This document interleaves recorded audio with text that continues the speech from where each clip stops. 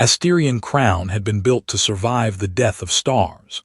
Its outer rings were layered with gravitic armor. Its central spine carried enough antimatter to power 3 worlds, and its defensive satellites could once turn an invading fleet into glowing dust before breakfast. Now half the satellites were gone. The armor was cracked open in 6 places, and the station drifted above the blue giant Vera like a wounded metal animal too proud to die. Beyond the observation glass, enemy ships filled the darkness. There were so many that the stars seemed to have changed shape. Empress Vaelith stood before the command platform with her hands resting behind her back. She looked almost human at first glance. Tall, pale, severe in posture, with long silver-white hair falling over the black plates of her imperial uniform. Only the elegant length of her ears and the unnatural gold of her eyes betrayed her origin. Those eyes moved constantly across the tactical projections, calculating distance, ammunition, oxygen, fear. Fear was not displayed on any screen, but Vaelith could measure it more accurately than fuel. "Outer defense ring has fallen," said Admiral Thuron. His voice trembled despite decades of military training. "Docking Sector 9 has lost pressure. 3 civilian districts are requesting immediate evacuation. The Allied Kareth fleet has changed course." Vaelith studied the map. The blue symbols representing the Kareth ships were moving away from the station, not retreating strategically, fleeing. "Open a channel," she said. Thuron hesitated. "They are no longer accepting transmissions." "Then record one." "What message, Majesty?" Vaelith's expression did not change. "Tell them history has a long memory." The Admiral swallowed and turned toward the communications pit. Around them, the command chamber shook as another impact struck the eastern hull. Dust fell from the ceiling. A holographic table flickered, briefly displaying a recipe for ceremonial soup before returning to the battle map. No one commented on it. A junior officer quietly saved the recipe. The main doors opened, and Sergeant Daniel Carter stepped inside carrying a tool case, a damaged pulse rifle, and a cup containing something that smelled burned enough to violate several station regulations. 2 Imperial guards moved to stop him. "He is armed," one warned. Daniel looked down at the rifle. "Technically, it's only armed if it still works." The weapon sparked. He added, "So we're safe." The guards did not seem reassured. Vaelith watched him approach. Daniel's human combat uniform was scorched at one shoulder, and a thin cut crossed his forehead. He had served aboard Asterion Crown for nearly 4 years as part of the Human Imperial Exchange Accord, an agreement that both governments praised publicly and distrusted privately. Most officers considered him undisciplined. Most engineers considered him useful. The medical staff considered him a recurring problem. "You were ordered to Dock 7, Vaelith said. "I was there. The final evacuation ships are launching from Dock 7. "I noticed." "Then why are you here?" Daniel placed the tool case beside the damaged command console. The coffee machine in Dock 7 exploded. Several officers looked at him. "That is your explanation?" Vaelith asked. It seemed important at the time. Another blast rolled through the station. The lights dimmed to emergency red, then returned. Admiral Thuron approached the Empress carefully. "Majesty, the last Allied ships are withdrawing. The western corridor will remain open for approximately 12 minutes. Your personal shuttle is prepared." Vaelith looked at the retreating symbols. "And the civilians?" "The shuttles cannot carry everyone." "And the wounded?" Thuron lowered his gaze. "And the station personnel required to maintain life support." No answer came. Vaelith turned from the map. "Then my shuttle will not launch." The words moved through the room like cold air. Thuron stepped closer. "Majesty, Asterion Crown is lost." "Not yet. Our ammunition reserves are below 9%. "Then fire carefully. We are outnumbered 40-1. Then our enemies will have difficulty avoiding each other." A few officers exchanged uncertain glances. Daniel covered a smile by drinking from his cup. Thuron's face tightened. "This is not a battle we can win." Vaelith's golden eyes settled on him. "I did not say we would win." Silence followed. For the first time, several officers understood what she had already accepted. She intended to remain so that others might escape. Thuron stepped back as though struck. One by one, members of the command staff began requesting permission to join the evacuation. Vaelith approved each request without accusation. Some saluted. Some could not meet her gaze. Some left so quickly that their dignity remained behind. Within minutes, the vast command chamber had become nearly empty. The last shuttle warning sounded through the station. Daniel opened his tool case and began removing the burned panel from the command console. Vaelith watched him. "Sergeant Carter." "Yes, Majesty. You have not requested permission to leave." "No. Your government ordered all human personnel to evacuate. They also ordered us not to modify Imperial technology." He held up a tool. "I broke that rule on my second day. This is not humor." "I know." Vaelith stepped down from the platform. Up close, exhaustion showed beneath her discipline. Her golden eyes had lost none of their sharpness, but there were shadows beneath them, and one silver strand had come loose across her cheek. "You will die here," she said. Daniel tightened a power coupling. "Possibly. There is no honor in throwing away your life." "Good. I wasn't planning to throw it away." He struck the console with the handle of his tool. The tactical display stabilized. Vaelith stared at him. "Why are you still here?" Daniel looked around the half-abandoned chamber, then toward the enemy fleet waiting beyond the glass. "Someone should stand beside you." "That is not a military reason." "No, it is not strategically useful. Probably not. And you disobeyed a direct evacuation order." Daniel nodded. "That part is definitely true." The station trembled again. Far below, emergency sirens echoed through damaged decks, while the last evacuation shuttle separated from Asterion Crown and vanished into the dark. Vaelith watched its engine light disappear. Every ally had gone. Every safe path had closed. Beside her, Daniel dragged an empty command chair across the floor, turned it toward the tactical display, and sat down. Vaelith raised an eyebrow. "What are you doing?" "Preparing for the heroic last stand." "You appear comfortable." "I've found discomfort rarely improves heroism." A sound escaped her before she could stop it, not quite laughter, but close. Outside, the enemy fleet began to advance. Inside, the human soldier placed his damaged rifle across his knees and looked toward the Empress. "So," he said, "do we have a plan?" Vaelith's golden eyes returned to the stars. "We do now." By the time Asterion Crown completed another wounded rotation around Vera, 3 more decks had lost gravity, 2 agricultural chambers had frozen solid, and the Eastern Oxygen Refinery had begun producing a smell that one engineer described as mechanically offended cabbage. Daniel considered that an improvement. At least the station was still producing something. He followed Vaelith through the central transit spine while emergency lights rippled beneath their boots. The transparent walls had once offered a view of the station's gardens, markets, and suspended waterways. Now smoke drifted through the lower levels, repair drones crawled over fractured beams, and civilians moved in disciplined lines toward reinforced shelters. Vaelith stopped for every frightened child. She did not offer false promises. She never told them everything would be fine. Instead, she asked their names, checked their shelter assignments, and made certain no family had been separated. Daniel noticed that people stood straighter after she spoke to them. He also noticed that she had not eaten since the previous cycle.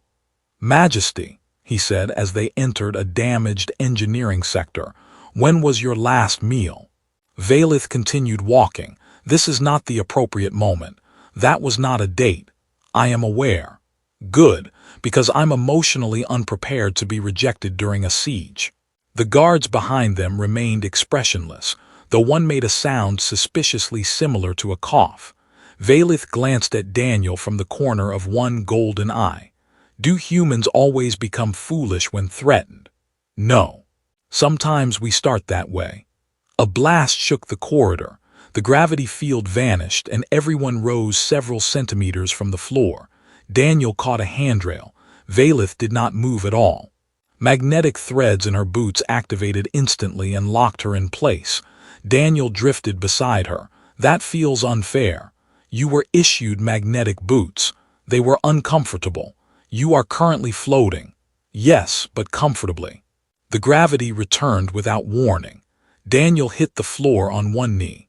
Vaelith stepped around him without comment, though her long silver hair hid the beginning of a smile. The engineering bay beyond the next bulkhead resembled the inside of a broken sun. White plasma arced between shattered conduits.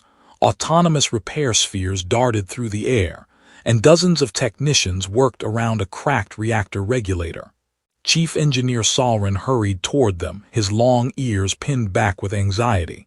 "The secondary fusion lattice is unstable," he said. "If it collapses, we lose power to the western habitats." "How long?" Vaelith asked. 40 minutes. Daniel studied the pulsing regulator. "That model has 3 emergency bypass channels." Salrin stared at him. 2, 3. "I designed the system, and I broke it last year." "That was you." Daniel opened his tool case. "This is not the time to assign blame. It was absolutely you." Vaelith stepped between them. "Can it be repaired?" Daniel leaned over the regulator. "Not properly." Salrin folded his arms. "Finally, the human says something intelligent. But we can make it improperly functional." The engineer's expression became physically painful. For the next half hour, Daniel redirected coolant through an obsolete waste conduit, linked 2 incompatible control systems, and persuaded a maintenance intelligence named Elia to ignore 17 safety regulations. The station's calm artificial voice filled the chamber. "Sergeant Carter, your proposed configuration has a 91% probability of catastrophic failure. Better than yesterday. Yesterday's probability was 86%.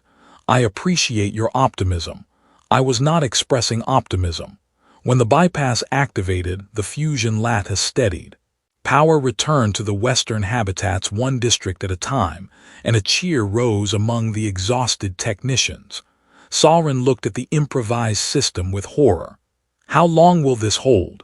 Daniel wiped grease from his hands. "Anywhere between 6 hours and a century. That is not an estimate. It is a very broad estimate." Vaelith ordered additional monitoring teams and moved on before Salrin could begin shouting. Across the station, she reorganized defenses with relentless precision. Civilian cargo haulers became mobile barricades. Mining lasers were mounted along boarding corridors. Damaged drones were programmed to imitate full combat squadrons, forcing enemy ships to waste ammunition on holographic formations. Daniel watched her transform collapse into structure. Every decision seemed immediate, yet none was careless. "You already planned this," he said quietly as they crossed an observation bridge. "I planned 12 versions. How many end well?" Vaelith did not answer. The bridge lights flickered. Beyond the glass, enemy cruisers glided through the blue light of Vera, their hulls dark and knife-shaped.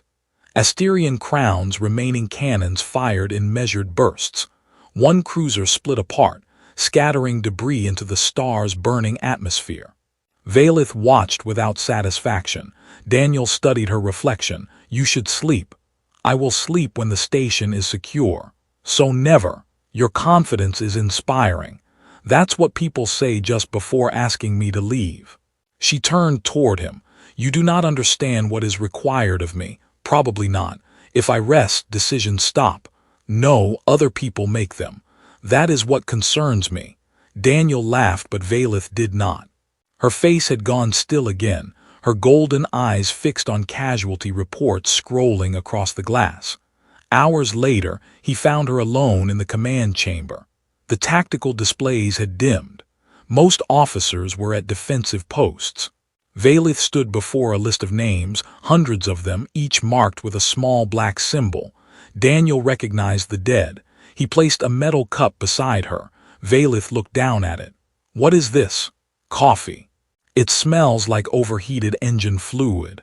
"That means I made it correctly." She lifted the cup cautiously. Is it poisonous? Only socially. People become difficult without it. Vaelith tasted it. Her long ears drew back. Daniel burst into laughter. Two guards reached for their weapons, convinced their empress had been attacked. Vaelith raised one hand to stop them, her expression caught somewhere between outrage and disbelief. Humans drink this willingly. Several times a day. Why? Tradition, poor judgment, survival. She stared into the cup as if it contained enemy intelligence. Then she drank again. Daniel's laughter faded when he saw her shoulders loosen slightly. For the first time since the siege began, she sat down. Only for a moment. Only because he placed a nutrition bar beside the cup and refused to move until she opened it. Outside, the enemy fleet continued tightening its circle. Inside the wounded station, the Empress ate in silence while the human soldier repaired a damaged console beside her, pretending not to notice when she quietly reached for a second cup of coffee. The first boarding alarm sounded at 3:17 station time. It began as a low pulse beneath the floor, followed by a voice from Asterion Crown's Central Intelligence. Hostile hull contact detected in sectors 12, 19, and 41. Daniel looked up from the pulse rifle he had been rebuilding. Only 3. The intelligence paused. Correction. Hostile hull contact detected in 27 sectors. That feels more appropriate. Across the command chamber, Vaelith was already moving. Tactical projections opened around her in layers of blue and gold. Enemy boarding vessels appeared as red fractures along the station's outer shell, each one drilling through the armor with focused gravity lances. The invaders had learned from their earlier failures. They were not attacking command centers or weapons platforms. They were targeting oxygen, water, and civilian shelter routes. They intend to divide us, Vaelith said. Daniel locked the power cell into his rifle. That usually means they're afraid of us together. Vaelith's golden eyes shifted toward him. Or they consider us easier to kill separately. That interpretation is less encouraging. She transmitted orders across the station. Blast doors sealed. Artificial gravity changed direction in selected corridors. Civilian sectors were evacuated through maintenance arteries the enemy did not know existed. Within seconds, Asterion Crown became less a station than a living maze rearranging itself around the invaders. Daniel joined a mixed defense squad near Sector 19. Half the soldiers were Imperial Guards. The others were human Marines, maintenance technicians, and 2 agricultural workers who had arrived carrying plasma cutters. The senior Imperial officer, Captain Ress, looked at Daniel with open irritation. "You are late." "I was repairing my rifle." Ress examined the patched weapon. "That is not repaired. It fires." "In which direction?" Daniel considered this. "Usually forward." The corridor shuddered. A circle of white light appeared on the bulkhead ahead as the enemy cutting beam melted through the metal. Ress raised one hand. Every rifle aimed toward the opening. Daniel looked up at the gravity controls above the door. "Captain, when they enter, tell your soldiers to hold the ceiling." Ress stared at him. "Why?" "Because I'm about to make the floor optional." The bulkhead exploded inward. Armored invaders poured through the breach, tall figures wrapped in black pressure suits, their weapons glowing violet. Before they could fire, Daniel shot the gravity regulator. The corridor rotated, not physically. Gravity simply chose a new direction. The enemy soldiers slammed sideways into the wall. Several Imperial Guards nearly followed them, but Ress shouted Daniel's warning in time. The defenders locked their boots to the ceiling and opened fire downward. For 6 chaotic seconds, the battle resembled an argument between architecture and physics. Then the corridor's emergency system restored normal gravity. Daniel landed badly, rolled, and fired from one knee. Ress struck the last invader with the butt of his rifle. "You destroyed the gravity system. I improved the tactical environment. You dropped me on my head. That may also be an improvement." Ress glared at him, but one of the agricultural workers laughed so loudly that the rest of the squad followed. The laughter lasted only a moment. Then the next alarm sounded. The enemy had reached the old research decks. Vaelith arrived with reinforcements as Daniel's squad crossed the abandoned laboratories beneath the station's central spine. These chambers had been sealed for centuries. Dust covered the black glass floors. Strange machines slept behind transparent walls, their purposes forgotten even by Imperial engineers. The invaders were already inside. They moved through the darkness ahead, their armor marked by cold blue lights. Vaelith lifted her weapon. "No explosives," she ordered. "Some of these laboratories contain unstable matter." Daniel glanced at the sealed chambers. "How unstable? One contains a compressed microsingularity. Of course it does. Another contains 17 kilograms of sentient mercury." He looked at her. "I'm not asking about the others." The fighting began without warning. Energy bolts tore through the dark. Vaelith moved with terrifying calm, directing fire teams through hidden side passages while predicting each enemy advance. She seemed to know where they would emerge before sensors detected them. Daniel noticed the pattern. "You studied their boarding doctrine. I studied their language. That helps you shoot them. It helps me understand what they fear." An explosion flashed beyond the next chamber. Vaelith pointed toward a narrow service tunnel. "They will avoid the wide corridor because their culture associates open spaces with dishonor." Daniel blinked. "That is incredibly specific. They have many traditions. Humans mostly have traffic laws. You ignore those too, I assume." Before he could answer, enemy troops entered the service tunnel exactly as she predicted. The defenders surrounded them. The battle ended in less than a minute. Daniel looked at Vaelith differently after that. She did not defeat enemies by hating them. She defeated them by understanding them. The realization followed him into the deepest section of the research deck, where they found a circular chamber sealed by an ancient imperial crest. Enemy fire had damaged the door, exposing dormant circuitry beneath it. Daniel knelt beside the panel. "This technology predates the station." "By at least 9 centuries, Vaelith said. "What was stored here?" "No surviving record exists." That sentence is never followed by good news. He connected his wrist interface to the ancient system. The chamber woke. Symbols flowed across the door in a language Vaelith barely recognized. Deep below them, something enormous shifted inside the walls. The station's intelligence spoke. "Unknown network activity detected." Daniel removed his hand. "I did not do that." Vaelith looked toward him. "You touched the panel. That is not the same as responsibility." A metallic sound rolled through the deck. One after another, hidden compartments opened along the walls. Machines unfolded from the darkness. They were tall, skeletal drones with 6-jointed limbs and featureless silver heads. Their weapon systems charged with a sound like glass singing. Daniel slowly raised both hands. "Majesty, I have good news." "What?" "They appear operational." The nearest drone turned toward them. A red beam passed over Vaelith, then Daniel, then every soldier in the chamber. "Unrecognized life forms detected," it announced. Daniel lowered his voice. "And now the less good news." The drone raised its weapon.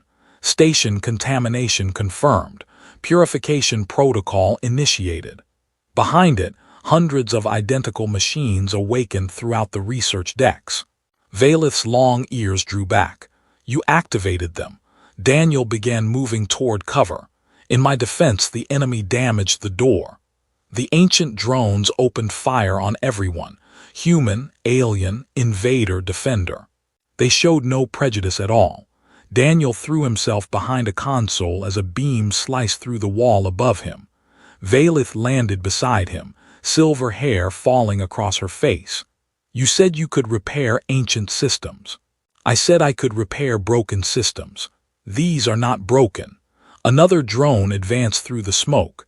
Daniel checked the charge in his rifle and smiled grimly. "That is becoming the problem." The ancient drone fired first.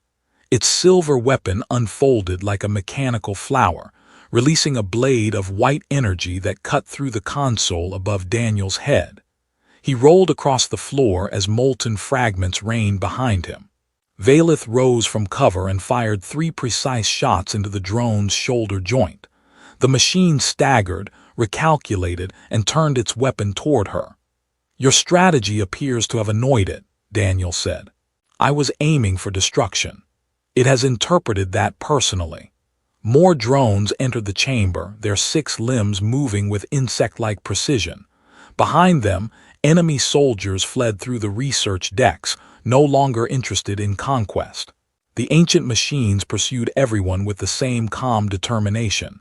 "Purification in progress," one announced. Daniel fired into its central sensor. "Your customer service is terrible." The drone exploded. Vaelith pointed toward an open service shaft. "The command node must be deeper within the station. If we reach it, we may be able to override them." The system is 9 centuries old. So are some human bureaucracies. We still haven't learned how to override those. They retreated into the shaft with Captain Ress and the remaining soldiers. The passage was narrow, filled with dormant cables and frozen coolant pipes. Every few seconds, metallic footsteps echoed behind them. Daniel connected his wrist interface to the station map. No route appeared. The old research sector existed beneath the modern architecture like a buried city. "Elia," he whispered, "can you identify our position?" The station intelligence answered through his earpiece. "Your position is classified. By whom?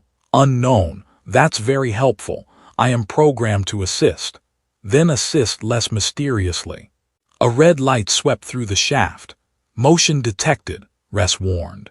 A drone tore through the wall. Vaelith fired before it fully entered. Daniel struck its lower limb with the broken maintenance tool he still carried. The machine collapsed, but its weapon remained active, spinning across the floor and firing wildly. Everyone dropped. One beam passed between Ress's long ears. He touched them in disbelief. Daniel looked up. "Good news, both are still there." "I hate humans. You're becoming emotionally attached." Vaelith pulled Daniel to his feet before Ress could respond. They reached a circular junction where dozens of passages extended in every direction. At its center stood an ancient projection pillar, dark and covered in imperial symbols older than Vaelith's dynasty. She placed her hand against it. Nothing happened. Daniel examined the base. "It has power. It does not recognize me. You're the Empress." Apparently, it has not received the announcement. He connected a cable from his wrist device. The pillar flashed. A figure appeared above them, an alien commander wearing armor from an age erased from history. Her features resembled Vaelith's, though her ears were longer and her golden eyes burned with artificial light. "Guardian network awaiting sovereign verification," the recording said. Vaelith spoke in the oldest form of her language. The projection rejected her. Daniel tried again, using his translator. The pillar released an unpleasant tone. "Human contamination detected." Daniel looked offended. "That feels unnecessarily judgmental." Vaelith studied the symbols rotating around the hologram. "The system requires genetic confirmation from the station's founding bloodline." "My blood won't help." "No. Good. I dislike donating under fire." A heavy impact struck the junction door. The drones were closing in. Vaelith examined the old crest engraved on the pillar. A memory surfaced in her expression. "My mother used to wear this symbol." Daniel turned. "You're descended from the founders, perhaps." She removed one glove and pressed her palm to a recessed plate. A needle pierced her skin. The projection changed. Partial sovereign match detected. The doors behind them began to bend inward. "Partial?" Daniel asked. "The dynasty was divided after the first stellar collapse. The original bloodline may have mixed with another species." "Which species?" The projection turned toward him. "Secondary genetic component required." Daniel stared at it. Vaelith stared at him. Ress slowly looked from one to the other. Daniel stepped back. "No, Sergeant," Vaelith said. "This is clearly a coincidence. Place your hand on the panel." "The machine just called me contamination." "Daniel." It was the first time she had used his name without rank. He stopped arguing. Daniel pressed his palm beside hers. The needle struck before he could complain. For a moment nothing happened. Then golden light flooded the junction. Founding alliance verified, the projection announced. Imperial and human genetic signatures accepted. Every person in the chamber went silent. Vaelith's golden eyes widened. Human. Daniel looked at the pillar. We were not even in this region 9 centuries ago, according to history. The projection displayed star maps, ancient fleets, and 2 species standing side by side before Asterion Crown had been built. The images vanished almost immediately as the drones breached the outer door. Guardian command available, the system announced. Daniel leaned toward the pillar. Excellent. Tell them to stop shooting us. Command authority incomplete. Of course it is. Guardian allegiance requires activation from the sovereign core. A map appeared, revealing a path through the station's deepest levels. The sovereign core was directly beneath the enemy fleet's primary breach. Vaelith studied the route. We will have to pass through occupied sectors, and angry robots, and unstable laboratories. Daniel nodded. I was worried the journey might be dull. They ran. The buried passages led them beneath fusion conduits, across abandoned gravity chambers, and through a tunnel where the walls pulsed with faint blue biological light. Ancient machines followed overhead, their weapons cutting through bulkheads.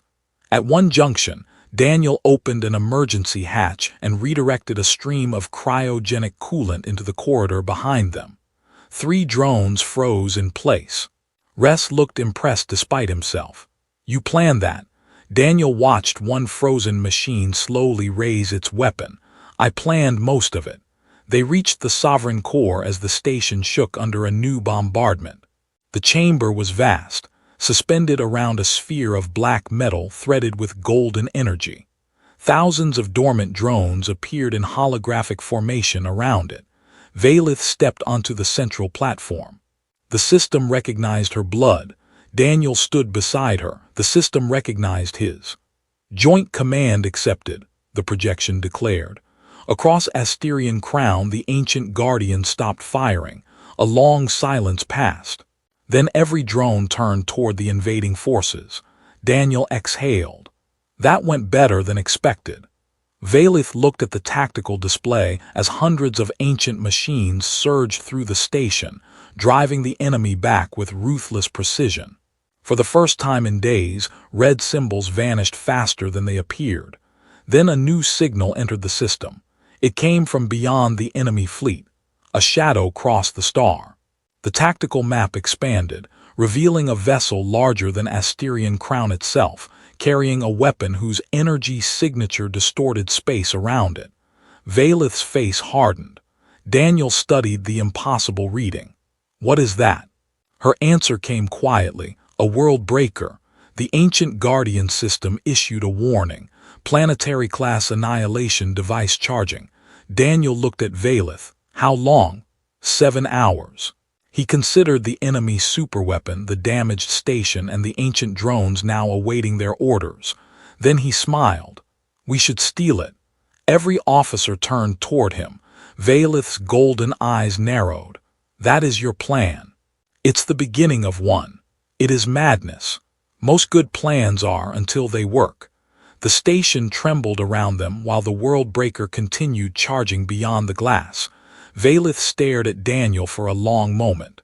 Then slowly she smiled. Very well, she said. Let us commit treason against reason. The world breaker hung beyond Asterion Crown like a second moon made of knives. Its outer shell rotated around a hollow central axis, drawing blue-white energy from dozens of captive reactors. Every rotation bent the starlight behind it. Space itself seemed reluctant to remain near the weapon. Daniel stared at its projection above the sovereign core. We are not stealing that, Captain Ress said. Daniel folded his arms. Not with that attitude. It is larger than the station. So, it contains an enemy army. Most valuable objects have security. Vaelith ignored them both and studied the tactical data. The ancient Guardian network had driven the invaders back from several decks, but the world breaker continued charging. 6 hours and 38 minutes remained before it could fire. The weapon's command vessel is protected by a quantum identification field, she said. No unauthorized ship can approach. Daniel enlarged the engineering layers. Ships cannot. Vaelith turned toward him. He pointed to a swarm of damaged maintenance drones drifting outside the station. They had once repaired hull fractures and replaced solar plates. Now they floated among wreckage unnoticed by the enemy. You intend to hide inside repair machines? Ress asked. Not inside all of them. That does not improve the plan. Daniel selected 12 drones. We linked them together, wrapped the formation in debris, and broadcast a false recovery signal. The enemy will assume we're pieces of their own damaged hull. Vaelith examined the route. The identification field will still detect life signs. Then we don't look alive. Ress stared at him. That is usually easy for humans. Daniel smiled. See, we're becoming friends. They departed less than an hour later. The improvised craft had no windows, no proper seats, and no life support system designed for passengers. Daniel, Vaelith, Ress, 2 Imperial technicians, and 4 human marines crouched inside a cargo shell surrounded by humming machinery. The temperature fell quickly. Daniel's breath fogged his visor. "This is pleasant," he said. Vaelith sat opposite him, silver hair secured behind her shoulders. "Your definition of pleasant concerns me. I once crossed a desert planet in armor with broken cooling. Why? I took a wrong transport. How does a soldier board the wrong transport?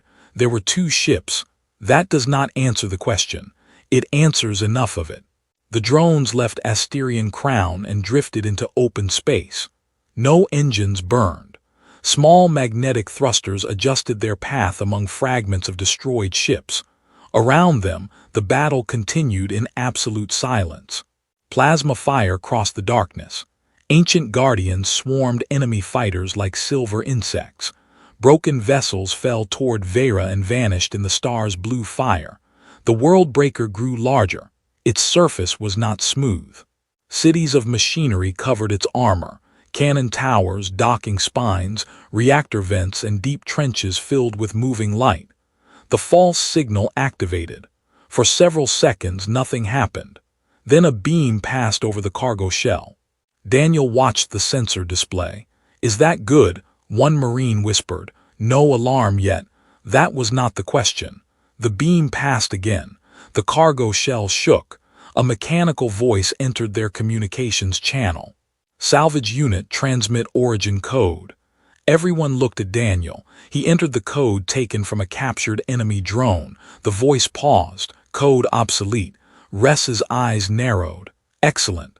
Daniel opened another channel. "Automated maintenance response. Core damaged, speech system unstable." Vaelith looked at him. "You are speaking clearly. To us." He switched back and produced a burst of distorted static, followed by 3 random mechanical tones. The enemy system answered. "Communication fault confirmed. Proceed to docking trench 7. Ress stared at Daniel. "What did you say?" "No idea." The cargo shell entered the docking trench. Metal walls closed around them. Gravity returned violently. Everyone struck the floor at once. Daniel groaned. Vaelith rose first. Comfortable. Heroically. They cut through the cargo shell and entered the world breaker. The corridor beyond was enormous, built for military transport machines rather than people. Black metal ribs climbed toward a ceiling lost in shadow. Streams of artificial gravity carried crates along invisible paths overhead. Daniel's team moved beneath them. Vaelith led without hesitation. The ancient maps recovered from Asterion Crown showed the weapon's original architecture, but centuries of modification had turned the interior into a labyrinth. They passed patrols by pretending to be repair personnel. The disguise worked mostly because Daniel walked as though he owned the corridor. At the first checkpoint, an enemy guard raised a weapon. Authorization. Daniel held up a scanner. Emergency coolant inspection. The guard looked at the device. "That is a medical scanner. Daniel examined it. Then the coolant is in worse condition than expected. Vaelith lowered her face to hide a reaction. The guard's long jaws tightened. What coolant failure? Daniel pointed toward the nearest reactor conduit. The invisible kind. Silence stretched between them. Then an alarm sounded elsewhere in the ship. The guard stepped aside. Proceed. Once they were out of sight, Ress whispered, that should not have worked. Daniel shrugged. Confidence is a universal language. No, Vaelith said. Confusion is. They reached the inner reactor ring as the countdown fell below 5 hours. The heart of the world breaker was suspended inside a vast chamber where artificial suns burned within magnetic cages. Energy flowed from them into the central weapon through crystalline conduits wider than buildings. Vaelith stopped. Along the walls were carvings identical to those in Asterion Crown's sovereign core. This weapon was built by my ancestors, she said. Daniel approached one of the inscriptions. Beside the imperial crest was another symbol. A human hand surrounded by stars. His humor faded. That's impossible. A dormant console awakened at their presence. The screen displayed 2 figures, one from Vaelith's species, one unmistakably human. Text appeared in both languages. Founding Alliance authority required. Vaelith placed her palm on the panel. Daniel did the same. The chamber filled with golden light. Hidden archives opened around them. Images unfolded in the air. Human fleets fighting beside Vaelith's ancestors. Cities shared by both species. Scientists building Asterion Crown and the World Breaker together. Then came other images. A darkness spreading between stars. Worlds disappearing without explosion. Entire suns extinguished. A recorded human officer appeared before them. If you are seeing this, the Alliance has failed. The enemy was not defeated, only delayed. Vaelith watched in silence. The recording continued. History will be altered to protect the weapon. Hatred will be easier to preserve than truth. Daniel's face hardened. They made our species enemies on purpose. Before Vaelith could answer, red light flooded the chamber. An enemy voice spoke from every wall. Unauthorized founding signatures detected. Blast doors sealed. Hundreds of soldiers appeared on the surrounding platforms. At their center stood a tall commander in black armor. You were never meant to find this place, he said. Daniel looked at the army above them, then at the countdown still running across the reactor core. 4 hours remained. He raised his hand slowly. Good news, he murmured. Vaelith glanced at him. What good news? We found the command center. The enemy commander lifted his weapon. Daniel smiled. The bad news is that they were already using it. The enemy commander lowered his weapon toward Vaelith. You cannot stop what has already begun, he said. The World Breaker will fire, Asterion Crown will vanish, and the old alliance will remain buried. Daniel looked at the soldiers surrounding the reactor chamber. People keep saying things are unstoppable right before someone stops them. The commander's expression did not change. Vaelith stepped forward. You rewrote history. We preserved order. You preserved hatred. We preserved obedience. Around them, the artificial suns pulsed inside their magnetic cages. Each surge sent rivers of light through the crystalline conduits toward the World Breaker's central barrel. The countdown continued above the chamber, 3 hours, 51 minutes. Daniel slowly lowered one hand toward his wrist interface. The commander noticed. Do not. Daniel stopped. I was checking the time. It is displayed above you. I prefer smaller numbers. A few soldiers shifted their aim. Vaelith's golden eyes moved across the chamber, studying the platforms, conduits, gravity bridges, and sealed doors. Daniel recognized the expression. She was not looking at the trap. She was looking for the shape of its weakness. The commander raised his voice. Remove your hands from the console. Vaelith did not move. You know what lies beyond the outer systems, he said. The darkness our ancestors delayed is returning. This weapon is the only defense capable of destroying infected worlds before the threat spreads. Daniel looked toward the ancient recording still frozen above the reactor core. Then why aim it at a station full of civilians? Because the truth is more dangerous than the weapon. That answer changed something in Vaelith. For most of her life, she had believed victory depended on control. Controlling fleets, information, fear, even herself. She had carried every decision alone because she trusted no one else to bear its weight. Now Daniel stood beside her, surrounded, outnumbered, and still looking at her as though they had options. She realized leadership was not the refusal to surrender responsibility. It was knowing when to share it. Vaelith placed her palm against the command panel. Daniel did the same. The founding system awakened. Golden light spread through the floor. Joint authority confirmed, the ancient intelligence announced. The enemy commander fired. Res moved first. He struck the weapon aside as the chamber erupted into chaos. Human Marines opened fire from behind the reactor supports. Imperial soldiers rushed the nearest platform. Daniel entered commands while Vaelith redirected the chamber's artificial gravity. The ceiling became the floor. Enemy troops rose helplessly into the air, colliding with rails and suspended machinery. One guard spun slowly past Daniel. Daniel waved. "You seem busy." Vaelith rotated gravity again. Everyone dropped. Res landed on both feet. Daniel did not. He hit the floor shoulder first and groaned. "You could warn me. You said discomfort improves heroism." "I said the opposite." The Worldbreaker's command system resisted them. Red code wrapped around the golden founding interface, locking access to the primary weapon.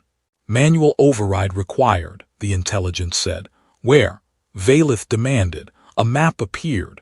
The override node lay inside the central energy conduit. Daniel stared at it. "That is inside a beam designed to crack planets."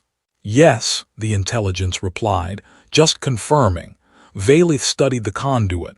The magnetic cages can be interrupted for 11 seconds. Plenty of time. It is not. Then we'll have to be quick. They reached the override bridge while fighting continued behind them. The artificial suns dimmed as Vaelith shut down the first cage. The conduit's light vanished, revealing a narrow maintenance path suspended over a gravitational abyss. The shutdown timer began. 11 seconds. Daniel ran. At the far end, he drove his interface into the override node. Ancient symbols erupted across his visor. 7 seconds. "Daniel," Vaelith shouted, "I'm negotiating." "With what?" "A machine that hates everyone. Be specific." Another one. 4 seconds. He found the final lock. It required both founding signatures. Vaelith was still on the opposite side. She looked at the distance, then at the returning energy. Daniel understood.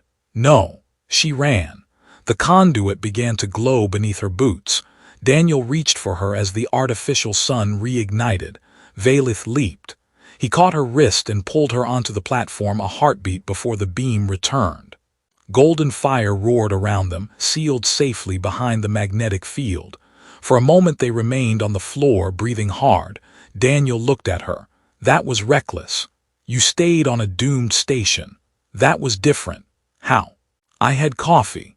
Together they pressed their palms to the override node. The Worldbreaker stopped charging.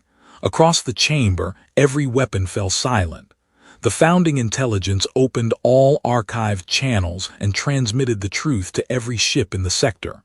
The ancient alliance, the fabricated wars, the returning cosmic threat, and the order to destroy Asterion Crown to preserve the lie. Enemy captains began rejecting commands. Some lowered their shields. Others turned their weapons against the commander's loyalists. The siege collapsed not with one final explosion, but with thousands of soldiers deciding they had been lied to long enough. The enemy commander tried to escape. Res blocked his path. Daniel watched from the platform. "Should we help?" Vaelith listened to the sounds of Res striking armor. "No, that may be the wisest order you've given." Hours later, Asterion Crown remained in orbit above Vaera. Damaged, darkened, and scarred beyond recognition, but alive. The Worldbreaker had been reprogrammed under joint authority. Its planet-killing core became a shield generator capable of protecting entire inhabited systems from the returning darkness. The ancient guardians returned to the station's hull, no longer executioners but watchmen. Civilian shelters opened. Families emerged. Engineers began repairs. The dead were named. The living were counted. Days later, Vaelith stood on the restored observation deck as allied and former enemy ships formed a new defensive fleet around the station. Daniel joined her carrying 2 cups. She accepted one without suspicion. "That is concerning," he said. "What? You trust the coffee now?" "I trust nothing about it. I merely understand the danger." They watched the stars beyond the glass. For the first time, Vaelith was not studying troop movements. She was simply looking. "Why did you truly remain?" she asked. Daniel leaned against the rail. "Because everyone else saw an empress. And you did not." "I saw someone pretending she wasn't alone." Her long ears tilted slightly. "You speak too freely. You've mentioned that. I may promote you." "That sounds like punishment." Before them, Asterion Crown's lights returned sector by sector, spreading across the station like dawn. Vaelith placed one hand on Daniel's shoulder, the ancient gesture of highest imperial honor. This time, it was not performed before soldiers or cameras. It was given quietly. "Whatever comes from the dark between the stars," she said, "we will face it together." Daniel raised his cup. "That sounds dangerously like a plan." Vaelith looked at him, and this time she did not hide her smile. Beyond the glass, human and imperial ships moved into formation around the wounded station. Not as enemies, not as reluctant allies, as one fleet.